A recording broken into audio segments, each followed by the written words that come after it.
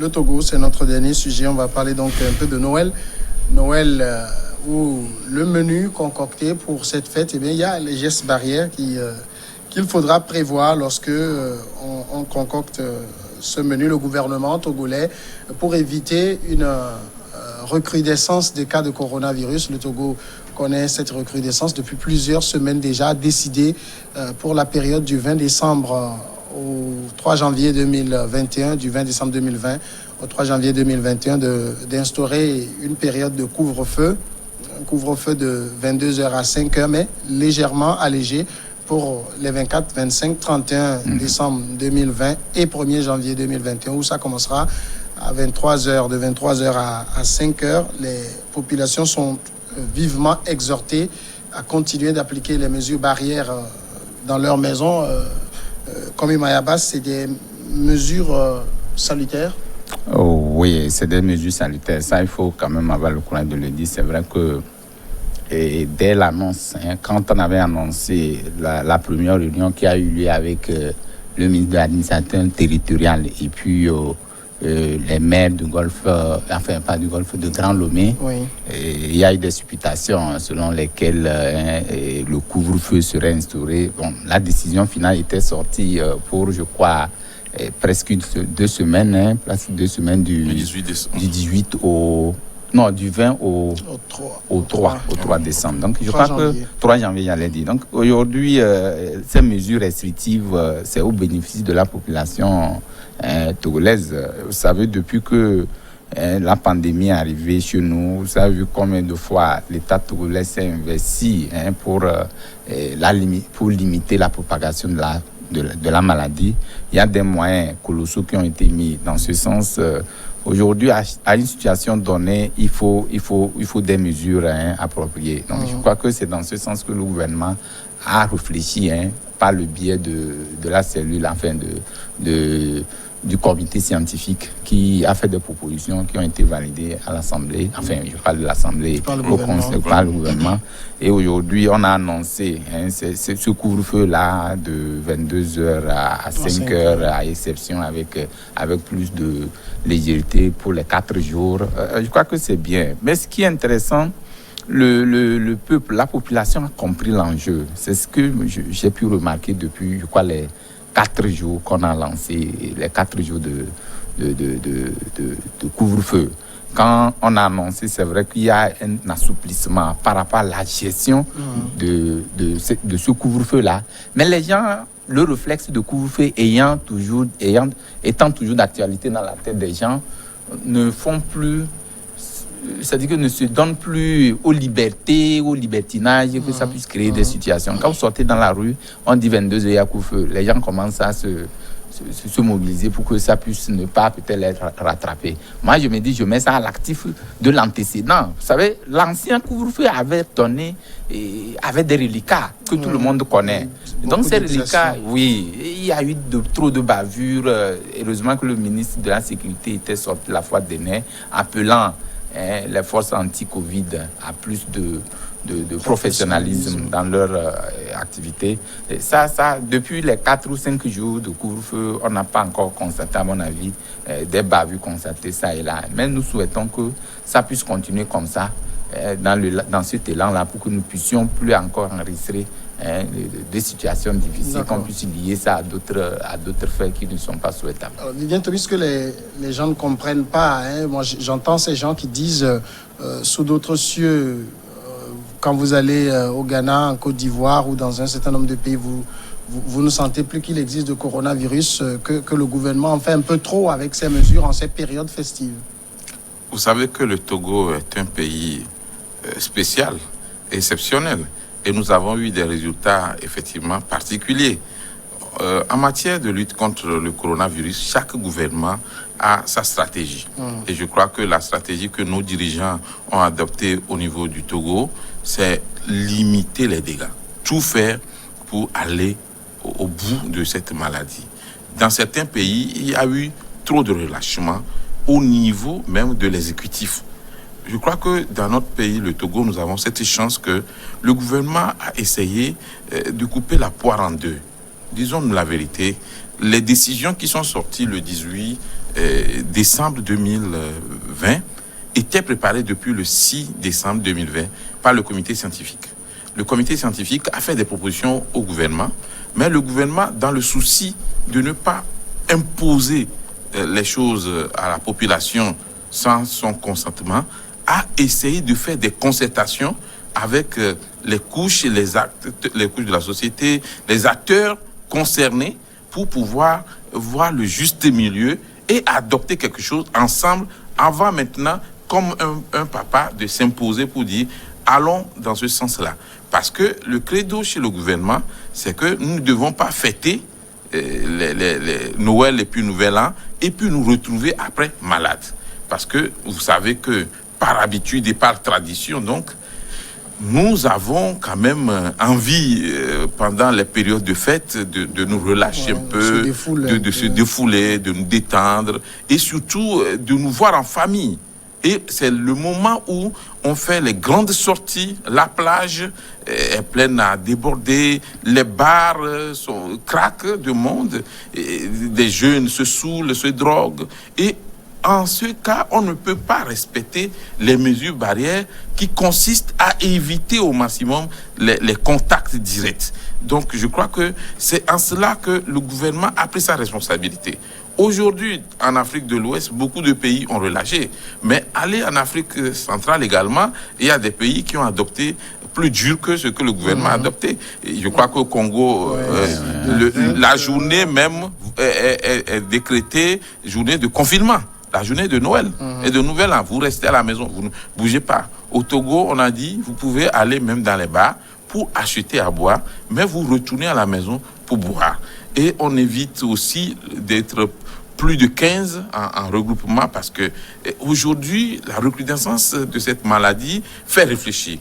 Or, si nous rentrons en 2021 avec encore un plus grand nombre de personnes contaminées, je crois que, au niveau de la population, ce serait une mauvaise nouvelle parce qu'on a tellement souffert en 2020 qu'on aimerait avoir quand même une nouvelle année. Donc, cela y va de notre survie et de l'avenir de notre pays. Et je crois qu'en cela, il faut saluer déjà cette prise de conscience de la population. On va revenir au cas de la... quand je dis on va revenir, c'est ce que j'allais demander à Georges Hérault. Vous comprenez qu'il y ait des gens qui ne comprennent pas ces mesures? Vous savez, Samuel, à une situation anormale, une solution anormale. C'est-à-dire que, en fait, aujourd'hui, ce que nous devons savoir, ce que la population doit comprendre, c'est que nous ne vivons pas une situation normale. Et donc, nous ne pouvons même pas prétendre avoir des solutions qui sont aussi normales. La preuve, le papa fait seul la messe aujourd'hui. Le message qui est adressé souvent les 25 décembre en présence d'une grande foule a été délivré seul avec ce qu'ils appellent la bénédiction urbi et orbi. Oui, à l'église, à la ville et au monde. Voilà. Donc c'est ce que moi j'ai l'habitude de dire, à une situation de crise, une solution de crise. Donc aujourd'hui, nous vivons une situation anormale. Je ne pense pas que l'année passée, à pareil moment, le gouvernement a sorti un communiqué pour dire qu'il y a couvre-feu. Ça veut dire que la population aussi comprend ce qui se passe. Il est vrai que toutes les décisions, moi je ne m'attendais même pas à des décisions où tout le monde va applaudir le gouvernement. Puisque cette décision, cette situation anormale ne peut pas permettre à ce que nous faisons des raisonnements. Nous disons 1 + 1 = 2. Aujourd'hui, il y a le coronavirus.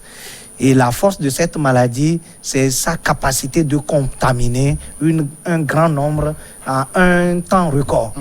Donc, ce qu'on peut faire aujourd'hui, parce que nous n'avons pas des hôpitaux très sophistiqués, nous n'avons pas de matériel, le personnel soignant, nous avons des manquements à ces niveaux. Ce que nous pouvons faire, c'est de respecter les mesures barrières. Et ces mesures barrières, nous le connaissons aujourd'hui par cœur. Et donc, c'est la distanciation qui est quand même ce médicament-là qui nous permet d'éviter au moins la maladie. Et donc, si nous devons passer une semaine ou bien 2 semaines à fêter et à nous retrouver contaminés par cette maladie, ou bien sous un rectangle. Oui, et ça va être fatal pour la nation. Ce que nous pouvons faire aujourd'hui, c'est pour cela que moi, personnellement, quand j'ai entendu parler de surtout 31, qu'il n'y aura pas minuit chrétien, comme vous l'appelez, j'étais un peu frustré. Mais je me suis dit, si on pouvait repousser un peu le couvre-feu pour permettre aux chrétiens, à nous les chrétiens, de rentrer dans l'année 2021, puisque vous savez que le Saint-Sylvestre, ce n'est pas pour aller faire le culte jusqu'à 23h. C'est pour que même le passage à l'année, comme le disent les Anglais, crossover. Donc, c'est ce que les chrétiens font d'habitude, c'est devenu une tradition. Mais aujourd'hui, c'est parce qu'il y a eu une situation de crise. Un bon papa ne peut faire que ce qui va arranger la famille. Oui. Donc, la population aujourd'hui comprend, comme le disent les uns les autres, c'est que déjà à 22h, les gens se précipitent avant de 22h pour rentrer à la maison. Ce qui est la particularité, la particularité de ce couvre-feu, c'est que même les forces de l'ordre sont conviées à la sensibilisation. Donc, il n'y a pas à créer la peur, la psychose au niveau de la population, mais faire comprendre à la population que c'est pour son bien-être que ces mesures ont été instaurées. Oui, hier, j'étais surpris agréablement de voir des militaires, policiers, gendarmes en train de distribuer des cachinets dans certains quartiers, notamment de la télévision, à Didoadin et autres. Et puis de sensibiliser, de continuer à sensibiliser sur le respect des mesures barrières. Je voudrais parler de la question de minuit chrétien. En réalité, le gouvernement, qui contient même plusieurs chrétiens et plusieurs musulmans, ils sont tous croyants. Il paraît même qu'ils prient des fois lors des conseils de ministres. Le gouvernement est conscient qu'il est nécessaire que les chrétiens ou les croyants, suivant leurs convictions, puissent faire l'entrée dans la nouvelle année dans le recueillement. Mais le constat est que chaque 31 décembre, après minuit, les fidèles s'embrassent, on saute sur son frère, on ne fait plus attention parce qu'on se dit, Dieu merci, nous sommes vivants, nous sommes rentrés dans la nouvelle année. Mais ces gestes que vous pointés sont bannis depuis un moment. Oui, depuis un moment. Ouais. Maintenant, devant la tentation, parce qu'il y a eu quand même beaucoup de dégâts en 2021, beaucoup de pertes en vies humaines, donc on se dit, en 2020, et on veut rentrer dans une nouvelle année, on se dit qu'il vaut mieux que les cultes s'arrêtent avant 23h et que tout le monde aille faire le recueillement avant 0h à la maison. Alors, on a l'assurance qu'il n'y aurait pas tellement d'embrassades, il n'y aurait pas tellement de jumelage, il n'y aurait pas tellement de contact direct. Et on est sûr, parce que le 31 décembre, curieusement, dans notre pays, le Togo, et dans certains pays africains, il y a la pratique de au moins une fois par an. Les gens ne vont jamais à l'église depuis janvier, mais le 31 décembre, au moins, ils se présentent. Et on ne sait pas justement qui sont ceux qui sont venus et d'où ils viennent. Ensuite, pour tracer, effectivement, en cas de contamination, on ne peut pas tracer tous ceux qui sont venus à l'église. Mais si on sait qu'il y a eu un cas dans une maison, on peut facilement savoir qui sont ceux qui étaient là avant minuit ou après minuit, et c'est facile. Donc, je crois que ce sont des mesures qui sont là pour nous aider à rentrer plutôt dans l'année 2021 en bonne santé et heureusement que la population a compris. Alors justement, on dit que la population a compris, mais il y a, vous savez, il y a toujours ces brebis galeuses. Ouais. Moi, je lisais sur les réseaux sociaux aujourd'hui le cas de Tokwen Dogweavou, où des gens auraient créé un abattoir artisanal, se sont regroupés par dizaines. La gendarmerie a été obligée de les disperser, d'emporter les viandes qui étaient en train oui, d'être vendues apprêtées. Bon, je ne sais pas si c'est exact, mais en tout cas, c'est des situations comme ça qu'on doit éviter. Oui, en fait, vous savez, c'est des cas isolés et que nous devons faire extrêmement attention parce que quand on dit une mesure, on a une mesure à respecter, il faut que les gens comprennent l'enjeu. Ce qui, curieusement, n'est pas perçu sur la plupart de nos concitoyens comme une mesure qui vient comme sauveur. Comme on le dit, les gens, nous allons même en venir, parlant peut-être des activités qu'il faut mener, où on vient interdire, d'aucuns pensent à leur chiffre d'affaires pour dire non, si le gouvernement fait ça, alors que je devais gagner tel montant à tel moment, on me dit de ne pas vendre, on me restreint, ça veut créer un souci. Mais il vaut mieux être vivant pour gagner l'argent. Oui, c'est-à-dire qu'il faut faire un sacrifice. Dans tous les cas, nous disons tous les jours que Dieu fait, nous disons que il faut qu'on fasse l'effort de dire que c'est une situation qui est arrivée, il faut qu'on la gère avec une particularité. Et donc cette particularité, c'est peut-être limité. Ce que je devais gagner en temps normal, peut-être je peux le diviser en 2 ou en 3. Pour prendre une partie, je me dis qu'avec ça, c'est pourquoi on parle des assouplissements ou peut-être des mesures qui puissent rendre un peu souple notre vie. Ici, par exemple, le cas dont vous venez d'évoquer, si on nous dit de ne pas peut-être agglutiner pratiquement plus de 15 personnes et que les forces de l'ordre chargées du contrôle constate et qui gardent, enfin, qui se taisent, ça veut dire qu'ils ne jouent pas leur rôle. Effectivement, il y a aussi des cas qui sont... Enfin, moi-même, j'ai observé certains cas qui ne m'ont pas plu. Quand on dit, par exemple, que les bars sont ouverts et que il faut aller payer la bière et ramener chez soi pour boire, moi, je suis désolé parce que quand j'ai fait un peu le tour, j'ai vu que la plupart des bars dont on passe fermés, que les gens restent y boivent. C'est une mesure à laquelle ils n'ont pas quand même réussi à gérer de manière chose. Mais ça amoindrit. Il y en a qui respectent aussi. Oui, ça amoindrit un peu l'affluence que cela devait donner en temps réel. C'est ce que je voudrais peut-être faire remarquer. Mais en tout état de cause, je crois que nous sommes en train d'aller progressivement, puisque par rapport au passé, ce qui s'était passé avec la fête de Tabaski, où on avait envisagé, où on avait prévenu des gens par rapport au danger qui devait arriver, c'était arrivé. Maintenant, on ne peut pas voir le danger de loin, ne pas l'éviter. Donc, c'est pourquoi je crois que ces mesures sont les bienvenues et qu'on doit faire tout pour les respecter. Justement, pour qu'on n'appuie pas encore... Comme Imayaba parlait de ce qu'il y a eu pendant la Tabaski, on se rappelle tous de ce moment où pareille mesure n'avait pas été prise. Au lendemain, on a vu le résultat immédiat, c'est une flambée des cas et il est important que le gouvernement anticipe pour qu'on n'en arrive plus à cela. Oui, c'est ce que j'ai dit tout à l'heure. Vous savez, c'est des cas d'exemple où vous voyez quelque chose qui s'est passé et vous devez prévoir dans des cas pareils ce qui pourrait passer après la fête.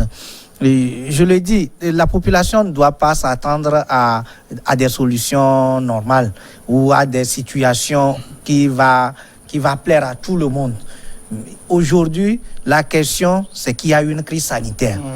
Et il faut faire tout pour maintenir la situation, la stabilité au niveau de la population. Il faut faire tout parce que si aujourd'hui nos hôpitaux venaient à être saturés, débordés, ça serait compliqué. Ça va être compliqué pour nous tous. Aujourd'hui, comme Tommy l'a dit, vous allez à côté au Ghana, vous allez en Côte d'Ivoire, la situation ou bien les mesures à prendre ne sont pas les mêmes. Et vous allez voir aussi le score. Le nombre de contaminations, le nombre de morts par rapport au Togo. Vous allez voir que le conseil scientifique fait énormément de travail et le gouvernement aussi s'est mis à la tâche pour que la population soit en bonne santé. Vous savez, l'économie se base sur l'homme. Nous ne pouvons pas baser notre économie sur des gens qui sont malades. C'est en étant en bonne santé que nous allons profiter, que nous allons travailler dur pour développer le pays. Aujourd'hui, si nous devons aller avec ces mesures-là encore en 2021, vous voyez, au niveau local, par exemple, les budgets de 2020 ont été rejetés parce que, n'étant pas réalistes, n'ayant pas pris en compte, comment on l'appelle, la pandémie à coronavirus, le ministre a rejeté. C'est par rapport à la situation. Si aujourd'hui, en 2021 aussi, on voit la situation, on rejette encore. Si l'économie doit évoluer au ralenti par rapport à 2021, vous voyez, ça va être difficile à vivre à nous tous. Un petit exercice et on va rappeler, chacun rappelle rapidement une mesure barrière. Se laver les mains régulièrement avec de l'eau et du savon surtout, ou se désinfecter avec du gel hydroalcoolique. Comme Imayaba, la distanciation sociale. Garder au moins 1 mètre. Au moins 1 mètre avec un interlocuteur et bon, je pense que ça marche. Georges, il faut porter une masque. Régulièrement sortir avec son masque lorsqu'on va dans un espace public. Messieurs, on a encore quelques minutes. Vous savez qu'on est vendredi, jour de fête ou pas. On va, comme on le fait habituellement, attribuer les cartes, les notes. Ce n'est pas des cartons ici, mais c'est les notes de 0 à 10. Moins de 5, on a tous été des élèves. Quand vous avez moins de 5, vous savez que ce n'est pas bon. En tout cas, à partir de 5, 6, c'est passable. 7, 8, 9, 10, bon. C'est bon, on autorise aussi les virgules. Oui, mais sauf la virgule 2, la virgule 5, virgule 75. 25. Oui, d'accord. Je commence avec Georges. Je donne un carton, une note, ou bien... Bon, je prends un carton vert. Ça équivaut à quelle note? Il faut quantifier de 0 à 10. Ça donne 10 sur 10. Wow, à la force anti-coronavirus, particulièrement au capitaine Anaoui, qui est à Palimé. Vous savez, quand le gouvernement a envoyé les instructions, au niveau local, nous avons réfléchi comment nous allons arriver à faire respecter les instructions du gouvernement. Dans les discussions, on l'avait appelé. Et c'est moi qui étais chargé de l'appeler. Je l'ai appelé, dit, Monsieur le maire, nous sommes à votre disposition. À tout moment, vous pouvez nous appeler s'il y a quelque chose à faire.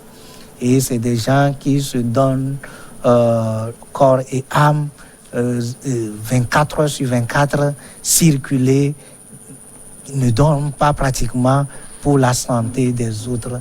Leur propre santé et la santé des autres, c'est des gens félicités à 10 sur 10. Merci. D'accord.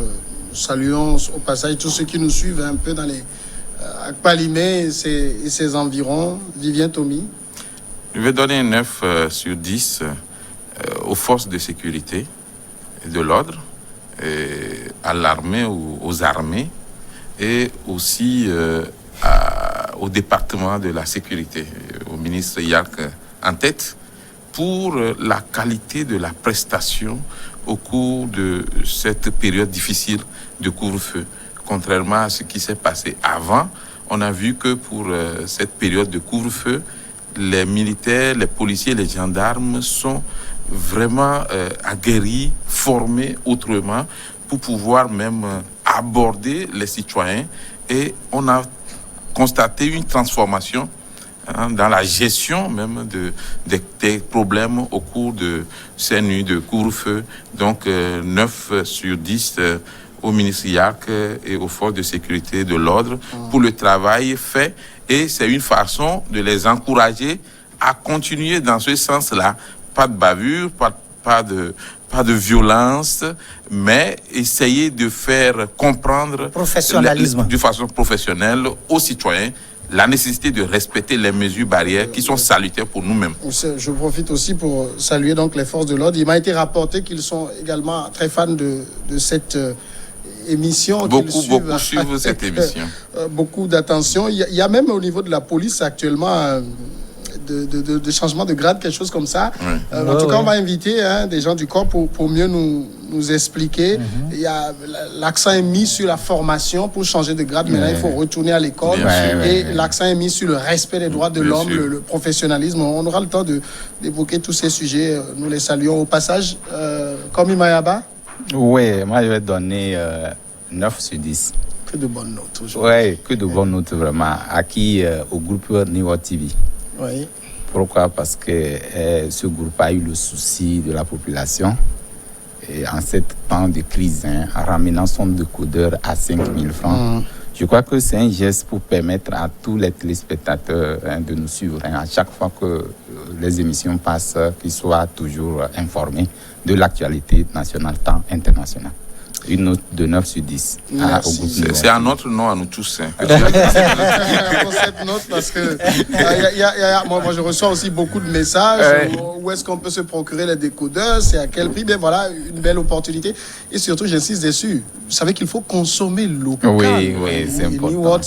C'est une initiative locale. Que les uns et les autres n'hésitent pas. Ils n'ont qu'à aller à Didolé. Il y a la boutique de Niwative là-bas. Vous pouvez aller pour vous abonner, ou même si vous avez les anciens décodeurs, selon les explications de la direction, vous pouvez y aller. Et avec 3 000 francs seulement, on vous change ça pour que vous puissiez avoir au moins une soixantaine de chaînes. Je crois que c'est important de le souligner. Superbe cela. Merci Vivien Tomi, merci Georges Hérault, merci Komi Mayaba. Bonne fête à tous. Joyeux Noël. Bonne fête également à chacun d'entre vous. Je voudrais saluer au passage un préfet dans les savanes, le préfet Lemou, qui est un grand habitué de cette émission. Je salue également au passage tous ceux qui nous suivent aux États-Unis, notamment un ami dans, il y a le maire de Californie aussi. Le maire de Pelé 2. De Pelé 2. Oui. Je crois qu'à l'intérieur du pays, Niwa TV est bien suivi. Au passage, merci pour la confiance. On se retrouve lundi. Bonne fête à tous. Ouais.